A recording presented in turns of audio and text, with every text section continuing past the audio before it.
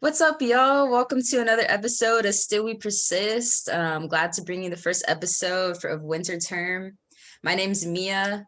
I'm the AYA Leadership Liaison, and I'm one of the co-hosts. Shina could not be here today, who's usually co-hosting with me, but definitely catch her in the next episode. Today's conversation will focus on community care, and we'll take a deep dive into what that is and kind of contrast that with self-care. And to speak on that, we have the lovely guests, Emily Haro, the Hattie Redmond Women and Gender Center Leadership Liaison, and Alex, who you might have seen in AYA newsletters as they're one of the AYA Student Success Peer Facilitators extraordinaire.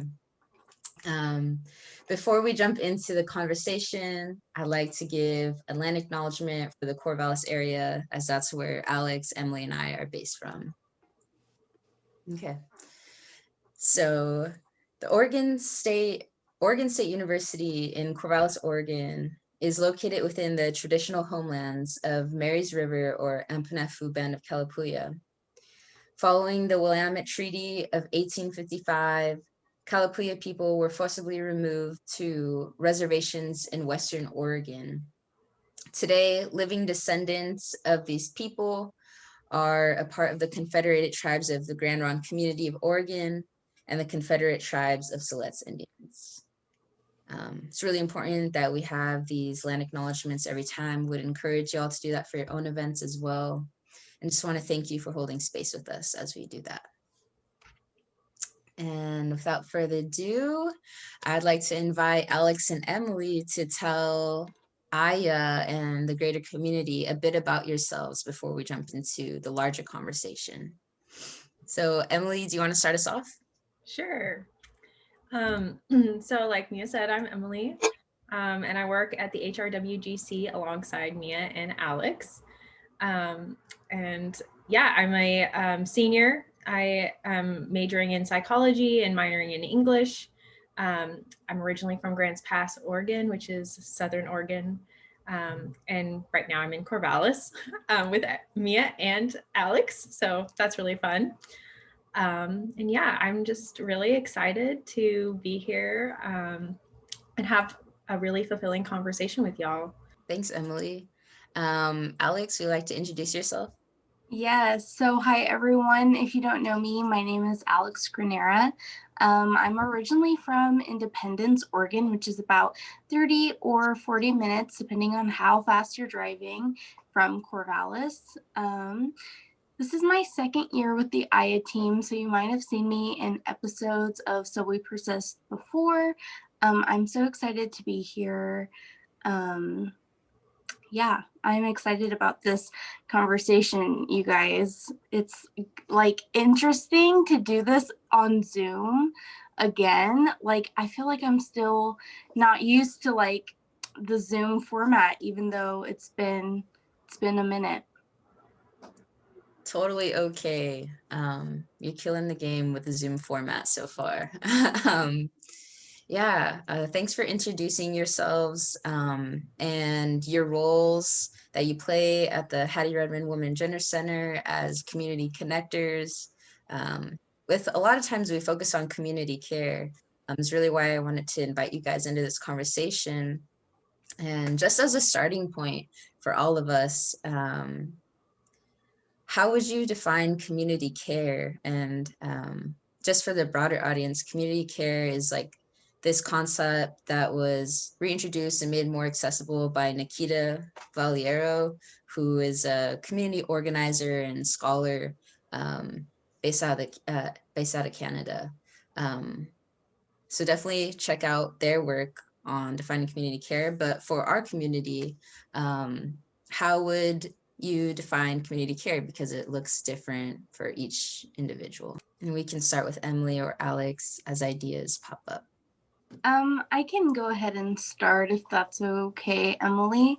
For me, I think community care is first kind of identifying what communities you have and are a part of, like yourself, and then kind of going beyond that into even like what are communities that the people that you love are a part of, and seeing where just like how you can expand that idea of community. Because I think for me, what's coming up is that your personal community can be big or small, and then you kind of have a broader community of maybe like the school that you go to, or the town that you live in, or even this, in the realm of the United States, like the state that you live in. And community care kind of seems like something like, what can the community like do for you, and what you can do like back for the community. And I think no matter what way you look at that, like what what you've identified as your community, like it's kind of a reciprocal relationship there. So those are kind of my starting ideas. Yeah, I really like that, Alex. I think it is a very like reciprocal, almost like a push and pull kind of situation. And I think too, going off of that, like community care is also like looking around like caring for the nature around you. I think a part of that really does foster community care. I also think when you think about community and community care, understanding that you're a part of the whole and that you're not just one individual, and that your thoughts and your feelings are things that like are connected in the greater realm of things. I know that sounds kind of like out there, but I truly do believe that like when people say that like you need to care for yourself in order to really like foster a healthy community, I do believe that that kind of goes along with being connected, because once we care for ourselves, we are able to then care for others. And I don't think it's necessarily a selfish thing. I think it's just a reflection of us being a part of the whole. So yeah, and I think that also kind of it like you have to have that balance, like Alex said, you have to have that like give and take. And if your community isn't like serving you in the way that you feel that it should, I think that's kind of a telling thing about yourself and also about the community that you're in, if that makes sense. Yes, definitely. There's like a few things that jump out at me from both yours and Alex's responses. One thing that Alex had mentioned was that for community care, it starts with like identifying your community. And then Emily, you mentioned before even that step is like taking care of yourself and recognizing like who you are, and then going from that journey to recognizing who your community is. How, like, what advice would you give, or there's some like maybe journaling prompts or connecting practices y'all would offer to people who are feeling like they still don't quite know who their community is? Because I do think that that was a really great point you brought up, Alex, about saying that like that's where we begin, right? Is figuring out who our community is, so we can provide care and give that reciprocal relationship of give and take, as Emily had mentioned.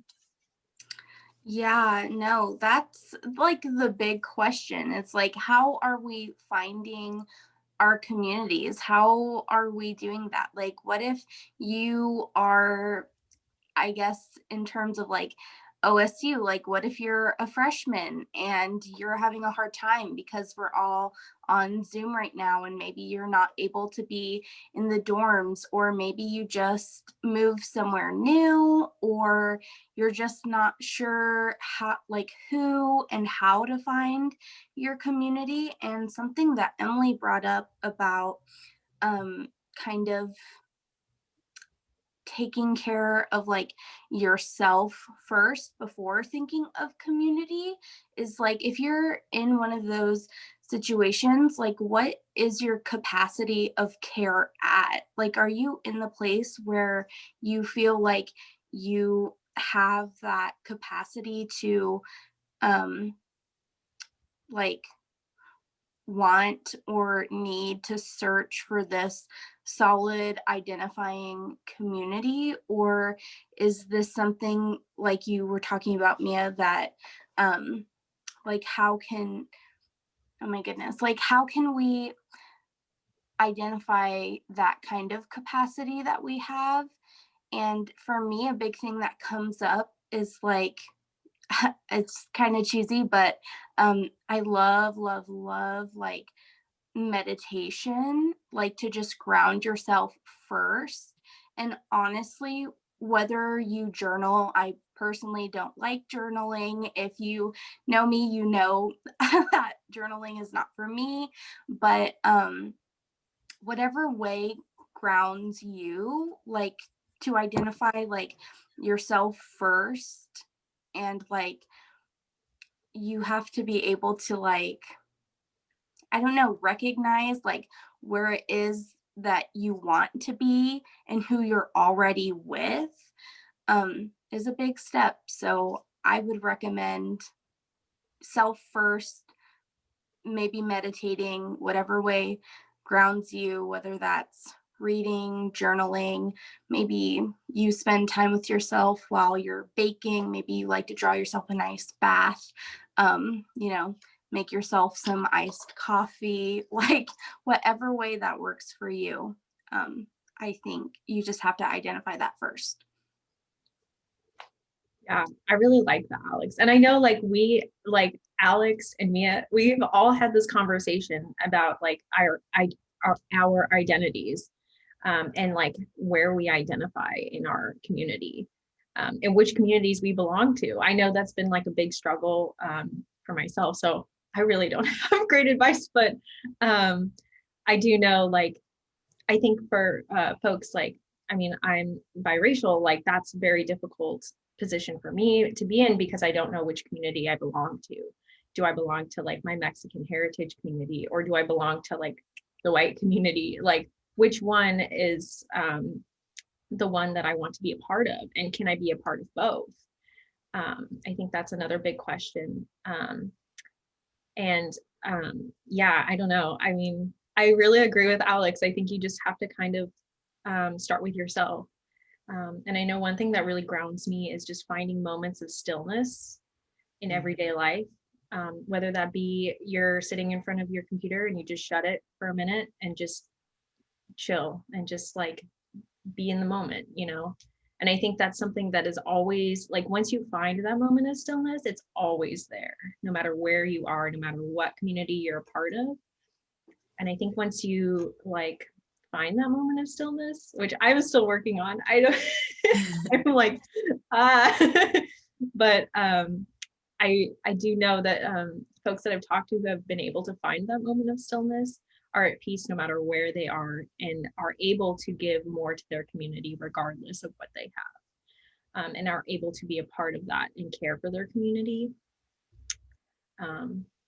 So yeah, I would agree with Alex on that. I think really starting with yourself and finding that peace within yourself is a very important thing to foster a healthy community. Definitely. And talking about like what can help ground us with ourselves, and then, you know, extend that grounding to our communities. Earlier, Emily mentioned how nature was really kind of influential in that. I am not remembering exactly what you said, but I know that the word nature came up and there was like a ding in my head. And I was just wondering, Alex, I don't know if it's the same for you, but how has nature helped bring that stillness and grounding effect that we can help spread throughout our communities. Yeah, and I'm like specifically thinking about, like, Adrienne Marie Brown comes to mind from emergent strategies, and thinking about like the trees and their roots connecting underground, and how like they're able to share and like support one another through like, you know, chemical signals and messages that are invisible to the eye, but like they're definitely supporting each other, and they like very much embody community care, I think. um yeah, so that's what came to mind for me thinking about that. But I'm just wondering your own experiences in nature and how that may help ground folks when thinking about how to go about practicing community care. You know, honestly, the first thing that pops up for me is I don't spend too much time outdoors. I'm actually pretty allergic to the outdoors, to be honest. But one thing is that I don't know. I feel like me, like a lot of other people, I love the ocean. Like I love the coast. When I feel myself like I'm entering like a negative space, or I feel like I'm overwhelmed with problems, or just I'm feeling like this kind of just sucks. Like I just take a trip to the coast, and I feel so blessed to only have ever been no further away than at the most an hour from the ocean. But honestly, like in nature, even, you know, the time sparingly where I've been in like the woods or foresty area, like when you're by something so like big and ancient and vast, like it grounds you and it feels supportive, and it feels like, wow, like I'm just a blink of a moment. Like to get existential, you know, like this is just like a blink. Like the ocean has been here way, you know, before we can even fathom. Like some trees, even like right outside of my house, have been here so long, and like they've seen it all, you know. Um, and even when you're in nature and you see tiny things like a blade of grass or acorn or an ant, like you know that there's always so much to that. Like there's always 1,000 acorns. Like you never just encounter like one acorn. You never encounter one blade of grass or one ant. Like there's always a colony, and there's always something like backing it up, or something more that comes from, you know, like a single grain of sand. Like there is no just one single grain of sand. So I don't know, that question, it's kind of existential, like, but it's a it's a good and grounding, and like a almost like a spiritual experience, you know, to ground yourself in nature in that way. Wow. Yeah. Alex, you just sent me off to space. Honestly, with that one. Yeah, I totally agree. I know I also am a beach person, an ocean person, and I specifically love the Oregon coast more than I have family in California, so I go down there. And there's something about like the Oregon coast that's just so peaceful. And I think part of it is it's not as populated as like the California coast. But yeah, and I don't know, I always find peace in nature. I always find that no matter where in nature I am, I never feel alone. In fact, I feel like less alone than if I were with a bunch of people in a room. And I think it's, you know, I mean, nature is a reflection of ourselves, really. We are a part of it, whether we like to think we are or not, you know. It is connected to us, and we are connected to it, and we depend on it, and it depends on us. And I think when we find those moments of appreciation in nature and really just ground ourselves and find that stillness. I think, again, like going back to the stillness thing, I think nature is one of those places where you can really find stillness. And I distinctly remember one moment when I just found such a moment of stillness. And Mia, you were there. We were hiking and we were just watching like the grass, like just, or the wheat or whatever it was around us. Just, I think I did give a metaphor about wheat too. yeah, I remember, but it was like they were just moving, and it was like, and Mia was like, "Wow, I wonder if they're just like so happy, just dancing like in the wind, you know, like if that feels like good. I bet it feels good." And I was just like, yeah, like just noticing small things in nature and just wondering like what, you know, is going on in that plant, you know. It sounds like so ethereal, but I really think it's true, like just noticing those small things and kind of like turning off that like small voice in our head that is constantly going and like telling us that we need to be better and that we need to do this. And I think is one of the most important parts of like grounding yourself and realizing, like Alex said, you're a part of something way bigger in, you know, in the world. Like the trees and the ocean and everything around us is so much older than us and will be there forever. Well, not forever, but you know, like longer than our existence. And I think that's something to really like ponder, especially when we think about community, because our community isn't going to like, we're going to just extend it even longer past our generation. And what we do now is a reflection of how we are going to survive in the future. So, you know, while the community that we have today is not going to last, you know, it's probably going to be gone in 100 years, it's still like the new generation we are building that for them as well. And it will continue on like a really old rock.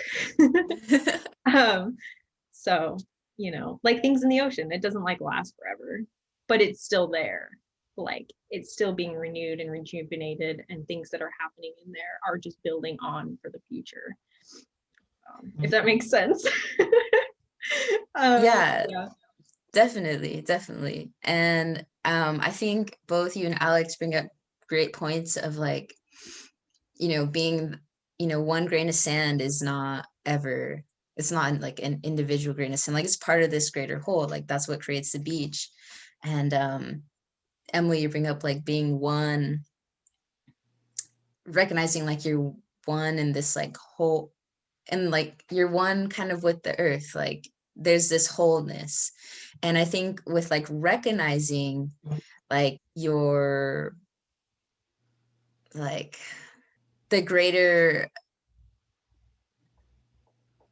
expansiveness of our like ability to connect brings a responsibility, like a responsibility to those relationships. And you know, as we recognize like our piece in the web, or like, you know, that we really are all connected, there becomes like a responsibility to be accountable to those relationships, whether that's like the relationship to the earth as a form of community care, or like the relationship to your friend, relationship to your partner. I just think that one of the bases of community care is being accountable to the relationships that you hold. And you know, that doesn't mean you got to like be above and beyond and give like 110% of your energy to the relationships, but like I think with the boundaries you've set, being accountable to the relationships you have is definitely one of the many roots of community care. And so I was just wondering if you guys could share with the I community some practices that help yourself be accountable to the relationships you've built in community, and what care looks like in those relationships. Oh, this one's kind of hard. One of the things that this brings me back to is like, you are accountable to your community in the same kind of ways that your community is accountable to you. if that makes sense. I don't know. I think I need a minute to keep developing this idea. So if anybody else feels like they want to give it a shot, this is that chance. Yeah, this is also very hard for me too. I think, yeah, I think going back to like the very beginning, one way that to like maintain those relationships and really just like care for others in our close circles is taking care of yourself. I know that when I'm not taking care of myself, I am not inclined to take care of others either. It's like the blind leading the blind, essentially. And, you know, like being with my family, like they're my basic community, like, and they'll always be there as a community. So I think, you know, one way to really maintain those is just like honesty. And I think there's a time and a place for honesty. Sometimes I hear people say like, oh, be honest all the time. But I think there's a time and a place to really be honest. And sometimes it's not that time to be honest. But I found that when I am with my community or those closest to me, there's like a level of respect. And when I need care, I get that care. And when they need care, I give that care. And so I think just, and then also just being honest with yourself. Like, are you willing to, you know, be there if somebody needs you, or do you trust that person to be there for you too? And not that you have to be there all the time for people. I think sometimes, like, I know for myself, I can like overstrain myself and just be there all the time, and then neglect my own self-care. So I think it takes some wisdom and some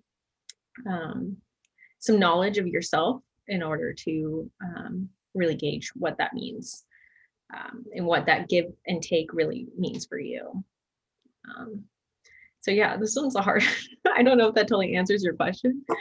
But No, you totally answered it, Emily. And I think we keep in this conversation like coming back to like the importance of taking care of yourself, which, yes, like it's really difficult to provide support and community care when you don't feel like you are able to care for yourself. And so I think like that's an important thing, like an important journey for us all to go on, is to find out like how we can support, how we can best support ourselves and take the responsibility in that. But then also, I think sometimes we get caught up in pushing like self-care, like that's what you need. Sometimes it can feel like if someone is having a problem and someone like says, oh yeah, like, you know, maybe you just need a self-care day, go take care of yourself. It's kind of like this, could be the wrong prescription, because it could be like community care that they're needing and like a friend to talk to. So just, you know, I kind of want to move the conversation to speaking more of towards finding the balance in that, and how, you know, like assuming we're at a good spot in our self-care lives, like how can we provide a space within ourselves to be supportive of the ones that we care about, and it like extend that hand of empathy if that's what's needed. Yeah. Yeah, I really liked what you said, Mia, about how we're seeing like increasingly this push for self-care. And you said like maybe that's not the right prescription. And I am inclined to agree. And you should be putting your energy into communities that are reciprocal. You should be able to have the relationship where if you need community care, you can be under the assumption that you'd get it. I think that's something that people need. Humans, we're social creatures. And, kind of going back to our nature conversation, like that can be a big form of like self-care, like being in nature. But sometimes you just, like you said, Mia, like you need a friend, or maybe you need advice from somebody in your community who's gone through something similar, or somebody that you trust in your community. And I think that that's just something that is absolutely essential and critical even for these community relationships that we have, I guess, just as people. So I don't know if that answers the question, but that's kind of where my mind went. Yeah, I mean, I think like I remember like in my sociology class, I think it was social psychology, but they were saying that when you do things for others, ultimately you feel like you get like that feel good feeling, right? So I actually kind of think that community care is a form of self-care in a way, because you are feeling like you're feeling good about yourself, like you feel like rejuvenated. And I don't think like self-care necessarily has to be a isolated event, like I don't think you have to just be in your bathtub alone with candles. Like I think yeah, like having a friend over, I know that's like, for me, like that is my self-care, because I know, like, especially right now, like if I have like, people that are already in my circle, like that is a form of self-care. Or calling up somebody, like calling up my mom, for me, that feels like that. It feels like self-care, but I know at the same time, it is also like, I think, community care in a way, because you are reaching out and you are maintaining those relationships. And I think too, like, I think the community care also could look like listening to other people, and really like deeply listening, not just kind of like sitting there thinking about what you're going to say next, but like really listening, I think is also just another way to really care for your community. And I think in a way that is like, that's a form of like learning and self-care, because you're learning and you're also like reflecting on what advice that person has to say or what they're going through. And if it's similar, it makes us feel like we're not alone too. So yeah, I don't know if it's like, I think sometimes, I think we need to like broaden the spectrum of what self-care means. And maybe calling it community care is what we need to do, because, and maybe we need to just have different names for what that looks like, what care looks like and what different care looks like. Instead of just having self-care all the time. I think sometimes self-care, like it, like people think it just means like isolated care, being alone in your apartment, drinking a cup of tea and meditating. Like, I don't think that's necessarily a thing for everybody. If you're an extrovert, I think like what that means is going out and being with other people. I mean, not right now, but like, or calling up a friend right now, like while we're in this pandemic. And I think this pandemic has made it very hard for a lot of folks to really find that care that they need. So yeah, I don't know. I just kind of went on the tangent, but yeah, I just think it does look different for everybody. And I think saying self-care is almost a very like limiting, it's a limiting word, or two words, I guess. Yeah.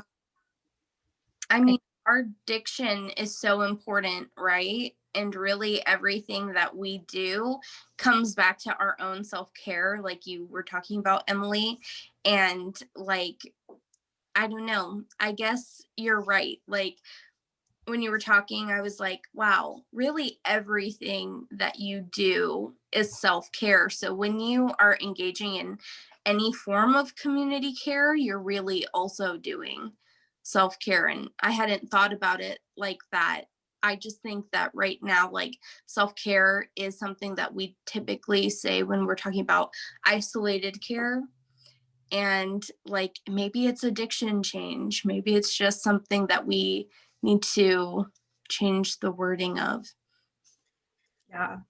I I think almost wonder if it's like in different languages, like they have different words for that. Yeah, English is so limiting sometimes. It is. I wish I was like multilingual.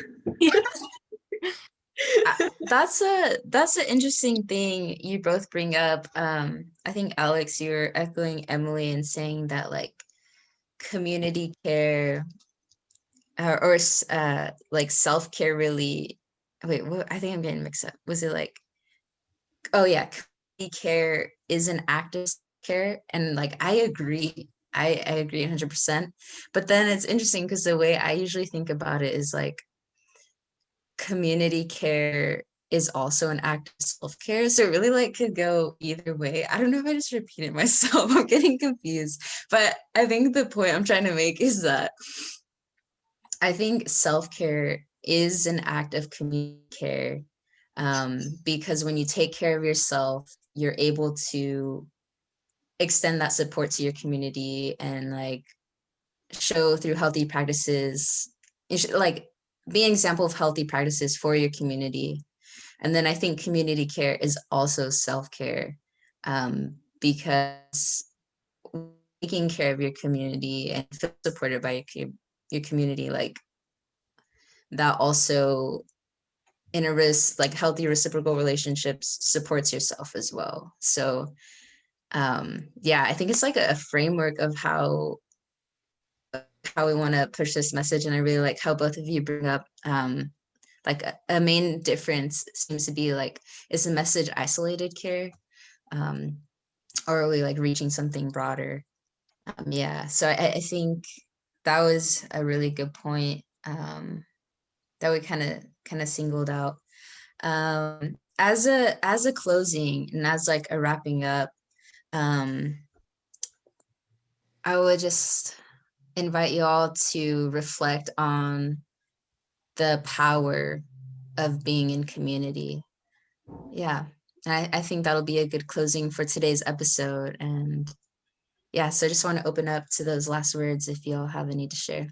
I don't know. I think I was just thinking about like when you were talking to me, like a tree, and with the roots. And I think, I'm not sure if it was Alex or me who brought it up. I think it was Alex, but I'm not sure. Where we have the roots, like we are the roots, but we have to like our tree is the community. And like when we don't take care of our own root, like we're not contributing to the tree. And yeah, I think there's a lot of like power in community care, but it takes all the roots together to be healthy, to make a healthy tree. Yeah, and when one is poisoned, it's, the whole tree suffers. So I think reflecting on your own like part and your own contribution is a very important thing to reflect on when we think about community care.